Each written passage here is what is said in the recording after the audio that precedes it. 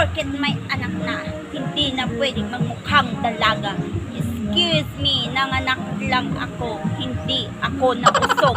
Kuha mo. Alam nyo, huwag kayong mainggit sa kapitbahay nyo kung ang ulam nila ay beef, ang sa inyo ay chicken. Kasi parehas lang naman na noodles yun. Ang malaga, may malunggay kang kasama. Ayun lang. May nagsabi sa akin, ayaw mo daw sa post ko. Ngayon, sabihin ko sa'yo, asan ang paki ko? Kuha mo, wag ako. Arin ako sa punto sang kabuhi ko nga mas perme pa kami kita ay sa mga delivery rider kaysa sa mga friendship ko. Ang kaso ay na ako sang kwarta na ubos na, nahurot na ang bulsa. Ang pag-aasawa parang lechon. Sa una lang masarap, habang tumatagal, nakaka-high blood na. Pangit man ako sa iyong paningin, tumingin ka rin sa salamin, baka ikaw ang leader namin.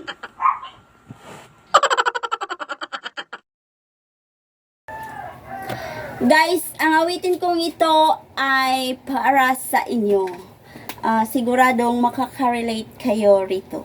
Ang pamagat nito ay sahod. Saglit lang na dumaan ang iyong sahod, ay ubos na naman, di mo man lang ramdam. Di mo man lang ramdam. Ang bilis lang mawaldas dahil ang bayarin sa inyo ay puro sayo. Ikaw ang daan, pambili nyo ng pagkain at pambayad pa sa ilaw nyo. Oh, oh, oh, oh. Oh, oh, oh, oh. Pagsahod na di masaya, walang tira. Pagbayarin puro sa'yo, laging ikaw. Parang gustong sumigaw, wala kang ipon, walang tira para sa'yo. Parang gustong umiyak, iyak, iyak. Relate ka na? Huwag kang matuwa sa babaeng sweet. Dahil ang totoong babae pag nagmahal, strikta, selosa, at higit sa lahat, maldita. Hindi ko sinabi na ako yun, pero parang ganun na nga. Sa motor, may batas. Kung hindi ka girlfriend o asawa, bawal umangkas kung ayaw mong matudas. Gets mo?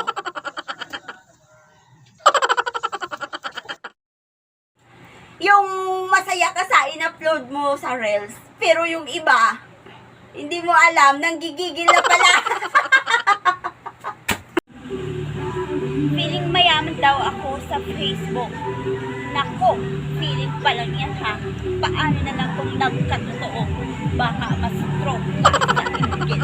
Kaya huwag kang inggitera. Ito lang ang masasabi ko sa'yo. Huwag mo akong ikumpara sa kanila. Kasi sila may pera. Ako ganda lang ang meron. Kaya huwag ako. Kung sino man dito ang may narating na sa buhay, gusto ko lang malaman saan kayo dumaan. Alam nyo guys, habang nagkakaedad ka, dyan mo talaga marirealize na mas importante ang efficacy oil kaysa sa perfume. Diba? Relate ka.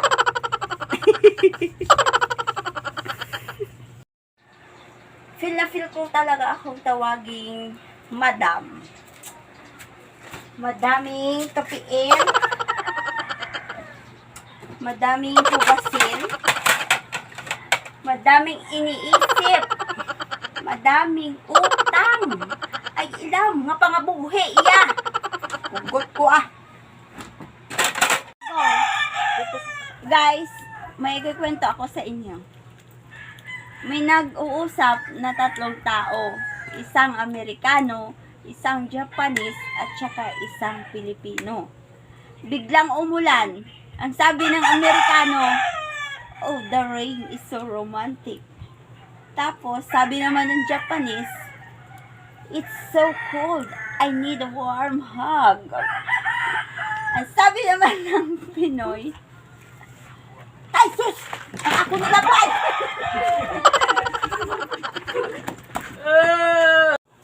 Alam nyo guys, iba na talaga ang panahon ngayon.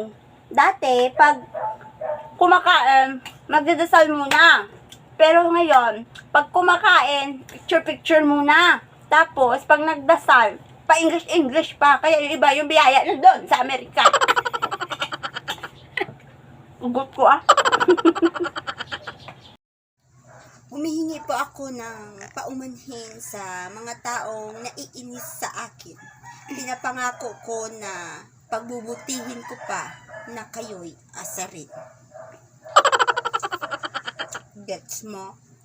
Mindset ba? Mindset.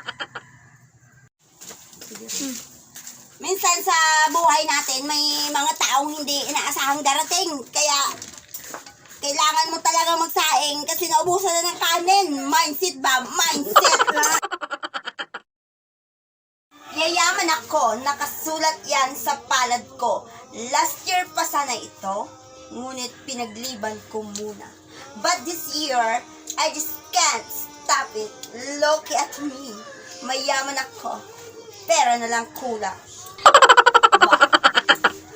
Liligawan pa lang, sasabihin sa'yo, kain tayo. Tapos, nung magjowa na, sasabihin sa'yo, kain tayo, love. Tapos, nung nag-asawa na, sasabihin sa'yo, kumain ka dyan,